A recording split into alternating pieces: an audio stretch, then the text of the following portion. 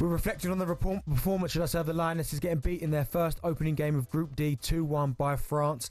It started off really well. England played really, really well for the first part, but it just seemed like they ran out of steam, Jordan. Let's talk about the team selection a little bit. I thought you said there, Lauren James, I thought for the first 20 minutes, I thought there's no one that can stop her.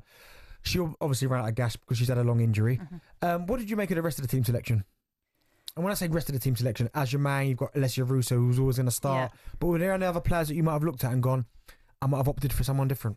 I think it's easy after a game to look at selection, isn't it? You go, oh, why did they play them? But I think, 10 of them played in the Euros final. So they've got experience, and it is a very good team that you've put out there. It just felt like it didn't come together. So is it questioning, is it a bad day at the office? Or is it that actually she needs to change some of the players and have some fresh ideas? Natasha, let me ask you a question then, because Alessia Russo has had a great season. I mean, I think 20 goals in all competitions for Arsenal, Champions League winner. To me, it felt like she was really isolated. Is that how you saw it? Oh, yeah, massively. Yeah, and I think a lot of that was to do with probably Beth Mead having a bit of an off day. You know, normally Beth Mead is almost like another number 9, you know, like I said, assisting, scoring goals. But she was struggling, and then you're asking a Lauren Hemp, who's missed a big chunk, 5 months of the season, who probably still is kind of building her game time to then produce. And she didn't have a bad game, but I think for me the midfield is the problem today. I think we lost that midfield battle, and in football you always say, you know, to win a game you have to win that midfield battle. Jordan would know more than anyone, and I think two key players in the midfield were well off it today, and I think that's probably then affected Russo not getting the support, long balls up to her, and you've got to give credit to her. I admire her, because as a number 9, when you're getting that kind of service for 90 minutes, it is so frustrating. But not once did she sulk, kept chasing down lost causes, kept trying to do the right things, and I admire that about her. And I think that's why she'll go on. She is a top player, but she'll go on to be one of the best, because she just doesn't stop working hard for the team, and that is what you need from a number 9. Ellen White did it for so many years, and now Russo's doing the same. Yeah, I think also Kaz Carney made a good point about obviously England played Jamaica, and then France had played Brazil. And I think when you look at that, is it also maybe preparation slightly? You know, you're looking at a team that they've beaten well, and you want to go in the tournament with your heads high, but is that slightly affected maybe the players? Because I think France looked like a different level, especially in that middle time on the pitch.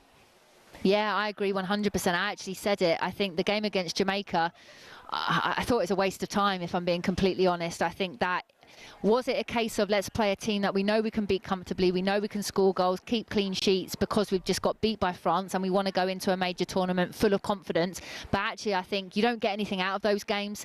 And I think actually maybe it covered up some issues and made them think that they were probably in a better place than what they are. So I think you're spot on there.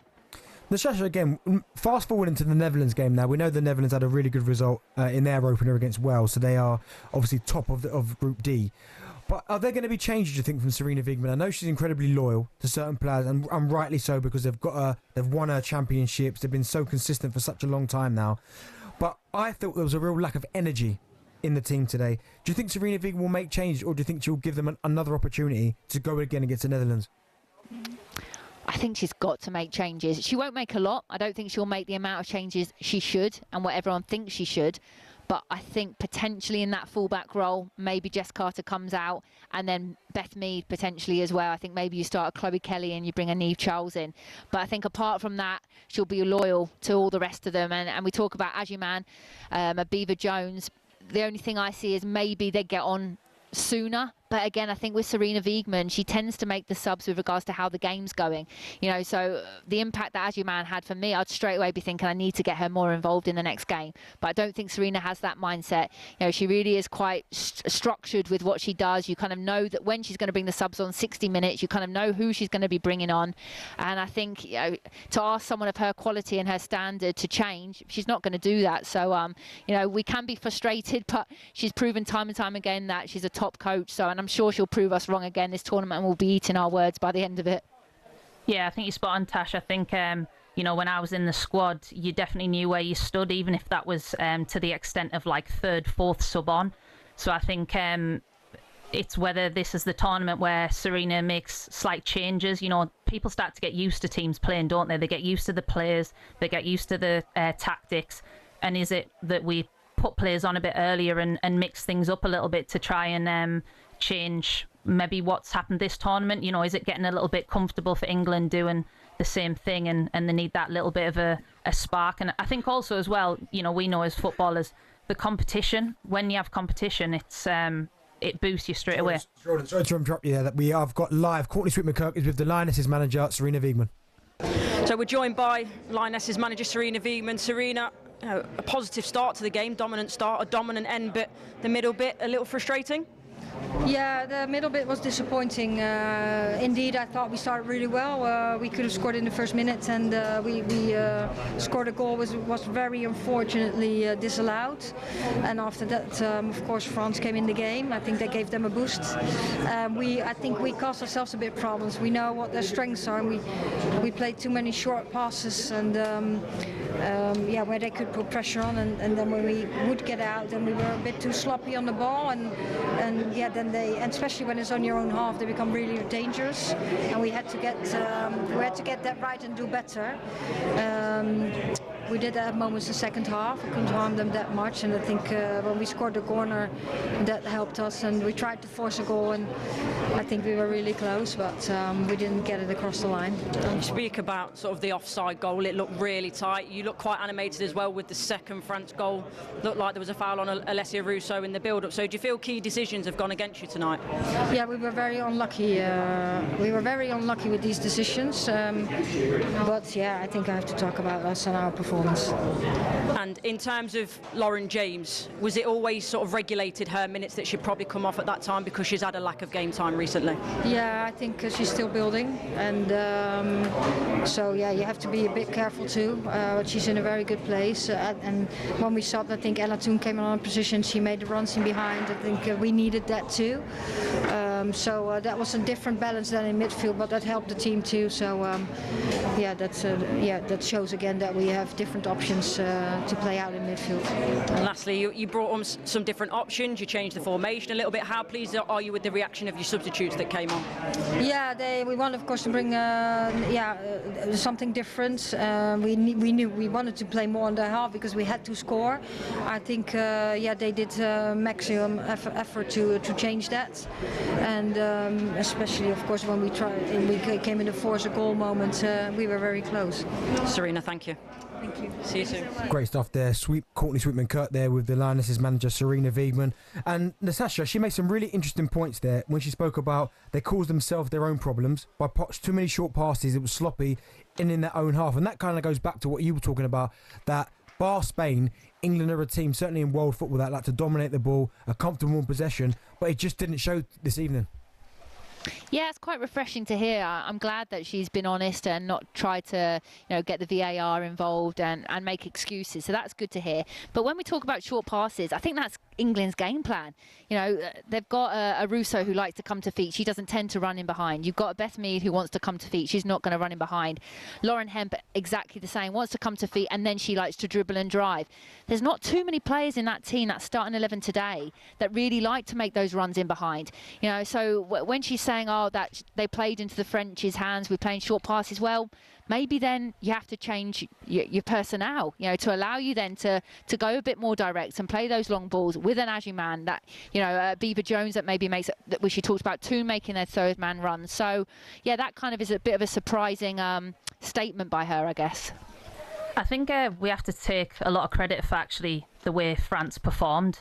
I think we've spoke about the Lionesses, but the way France performed was just unbelievable. I think the wingers, the midfielders putting in tackles, they just changed the game, and I think that shocked England a little bit. And I think, like you said, I don't think there'll be too many changes to the next game, but I think that'll be something that the Lionesses will have to change. Yeah, you're spot on, and I think we naturally talk about England because we're disappointed that they've lost, but sometimes you have to actually focus on the opposition were very strong. They were the better team at the end of the day, and they had some players that performed to their maximum, which on our day, if we had, then we would have given them a much better game. So credit to France. Yeah, I think they were confident. I had a bit of a bad feeling. You know, we went to the press conference yesterday and they seemed so confident, so calm, so relaxed, you know, in the zone, and there's kind of been rumours that maybe England are a little bit more tense. So yeah, coming into the game I was nervous, and I guess come the 90 minutes we can see why we were a little bit nervous. Natasha, do you think we ever see a scenario where we see Alessia Russo and Agyemang up front at the same time? And when I say that, I mean start, because I understand she's got a system that she wants to play Sarina Wiegman, but if it's not working, I mean, the Netherlands is a prime example, because if they lose to that, then they're probably out. But if there's all this outcry for Agyemang to get more minutes, because she did look lively when she came on, she did really well, that you can see the both of them together. I would love that. Yeah, I kind of was talking even about Beaver Jones, but I think the impact Agyemang has had, absolutely, why not? And it all depends as well with what happens in the Dutch game. I think you can absolutely afford to do that against Wales. I think they're a strong team, but to maybe change personnel and go with two up top to try and get the goal difference as well, I think could be an option. Whether it happens, I don't think it will. I really don't. I don't think Sarina Wiegman will go two up top. She'll stick with what she's done for, you know, the years that she's been there. But yeah, it must be frustrating, Jordan. You've played under her, but for someone like an Agyemang or a Beaver Jones, if I was a centre forward in the form that they were in, especially Beaver Jones, to not even get on when your team's 2-0 down and you know that you can have an impact, I mean, that must be so tough for a player. It's really tough. It's kind of like you don't really think you can do much more to get on the pitch, but I think once Sarina has her ideas, and I mean, we can't knock her, she's been fantastic for the Lionesses, you know, winning the Euros and getting to the World Cup final, but you know, you kind of do know where you stand. It's very hard to change that. I guess it's just about mentally waiting and hoping that you can affect the game and get on. But it is the way she works, and it's definitely worked for her. But like I said, I think that this might be the tournament where it might just be a little bit different, and she might have to make them earlier changes.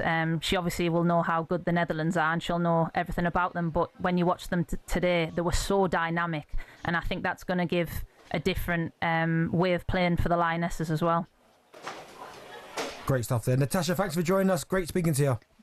Thanks, guys. Nice to speak to you. Take care. Thank you. Natasha Dowie there, the former England international, reflecting on England's 2-1 loss to France at the opening game of their Group D match against France, as I've just said there, in the opening of the tournament.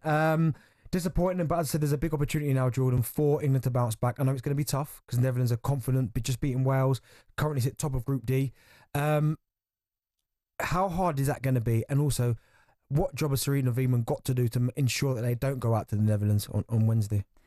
I think if anyone can do it, the Lionesses have dealt with a lot of pressure. All them players have played in really big pressure moments. So, you know, they'll be disappointed in the performance and certain aspects, but they'll know that last 10 minutes was the Lionesses we know. So they will definitely change that dramatically for the next game. And, you know, they get a win the next game and they're back in it. And, you know, it's not great to get that in the first game, but there's still a big chance for the Lionesses to beat the Netherlands. Absolutely. Let's hope that Wednesday's performance is better for 90 minutes against the Netherlands and they can get that result and then take it down to the last group game of this competition, which is against Wales, of course.